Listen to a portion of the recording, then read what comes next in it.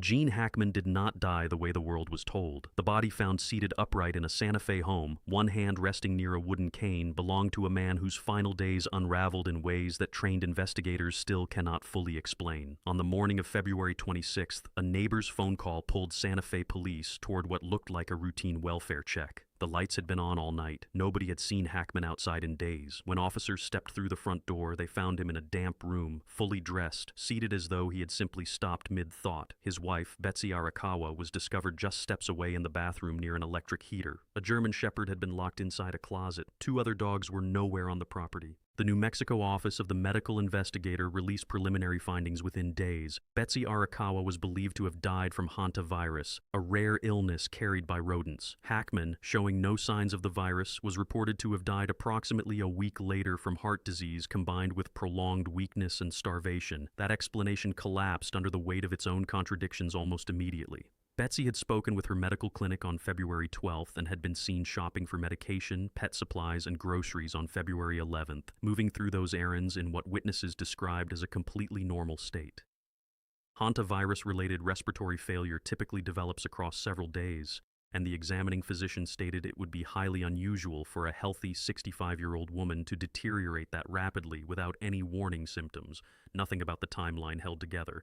Hackman's own autopsy raised separate questions. Doctors found no food residue in his stomach, and his acetone levels had climbed to a range consistent with prolonged fasting.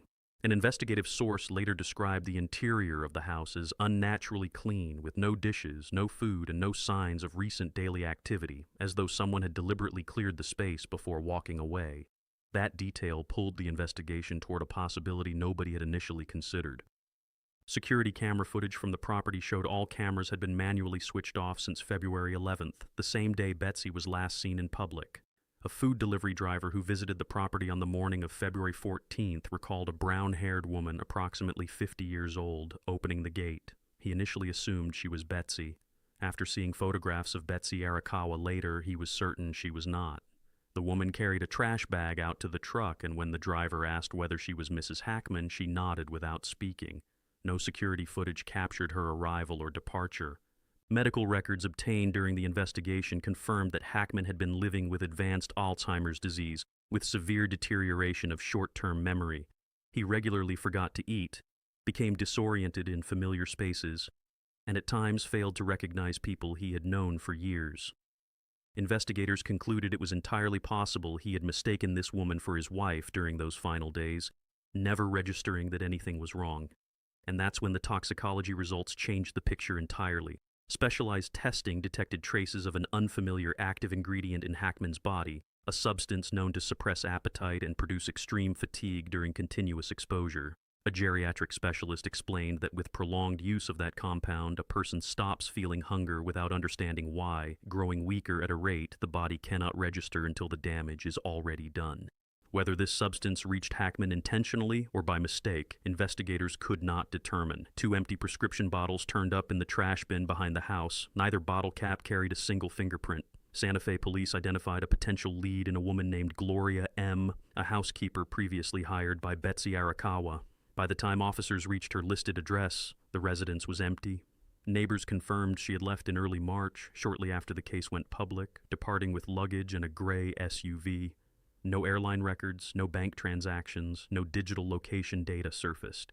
Among Betsy's personal files, investigators found a handwritten note tucked inside an accounting ledger that read, "Gloria, 8 a.m., clean bathroom, check medicine."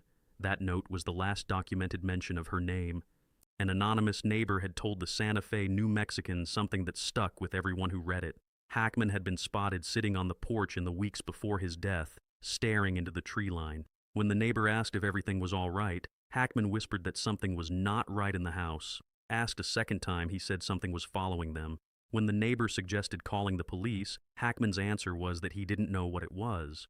A man deep inside Alzheimer's, already struggling to hold on to the present, had sensed something his mind could no longer name. The digital forensics unit at Santa Fe Police Department reconstructed Betsy's final movements using camera data, transaction records, and mobile signals. On February 11th, she took one of her dogs to a veterinary clinic, paid in cash, and appeared visibly stressed. Cameras then recorded her at a farmer's market, then a CVS, before she returned home at 5:15 p.m. Her phone showed no activity after that moment, and yet, on the morning of February 12th, a call came into her medical clinic. The voice asked to schedule a heart checkup for Hackman, then canceled it, then booked an appointment for herself instead. Dr. Josiah Child, the physician who monitored both Hackman and Betsy, described the voice as low but clear, with no signs of fatigue or shortness of breath. Betsy never appeared for that appointment. Digital forensics traced a device restart at 8:03 a.m., precisely aligned with the time of that call, but Betsy's phone was never recovered from the scene. The automated analysis from the phone company noted the voice matched Betsy Arakawa, while flagging low volume, irregular breathing, and occasional interruptions that made the recording feel inconsistent with a natural conversation. The legal dimension of Hackman's death arrived quickly and carried its own strangeness. His estate, valued at $80 million, had been placed in a private trust. Betsy Arakawa was named the sole beneficiary, inheriting stock holdings, real estate, and film royalties.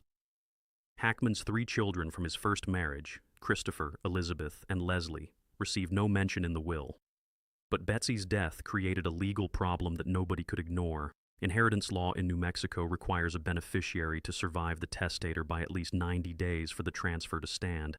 Betsy died on February 11th. Hackman died around February 18th, a gap of 7 days, which meant the 90-day clause was never satisfied, and the estate flowed instead toward a charitable trust. Less than a week after the funeral, Christopher Hackman arrived at Santa Fe court with an estate attorney and moved to suspend the transfer. The argument was straightforward. If Betsy's actual time of death fell on February 12th or later, as Dr. Josiah Child's account suggested, the clause would be nullified and the estate would transfer to the 3 children rather than the anonymous charitable fund. The court-appointed successor named in the original trust, attorney Michael G. Sutton, had died in 2019, leaving no one with standing authority to manage the assets. Avalon Trust Company was appointed to oversee the estate, all accounts were frozen, and creditors including Citibank and Bank of America filed claims, formally designating the couple's holdings as a contested estate. $80 million sat suspended while the courts attempted to determine the order of 2 deaths in an isolated Santa Fe home where the cameras had been turned off and the witnesses had disappeared. Before any of this, Gene Hackman had spent 2 decades in deliberate retreat. Neighbors described the couple's daily life as quiet and self-contained, going out only when they needed something, keeping to themselves without apology.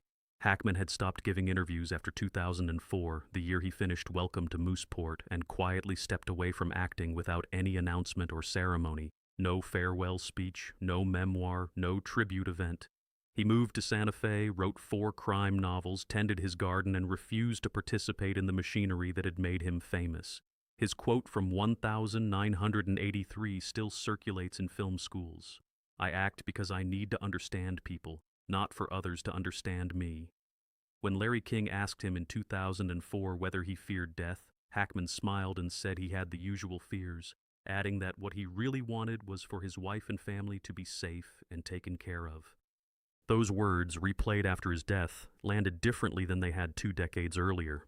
Born in 1930 in California, raised in poverty, dropping out of school at 16 to join the Marine Corps, Hackman spent years being told he lacked the look and the charm Hollywood required. He had none of the polished ease of Cary Grant and none of Paul Newman's warmth. What he had was precision and a willingness to play characters the audience was not supposed to like.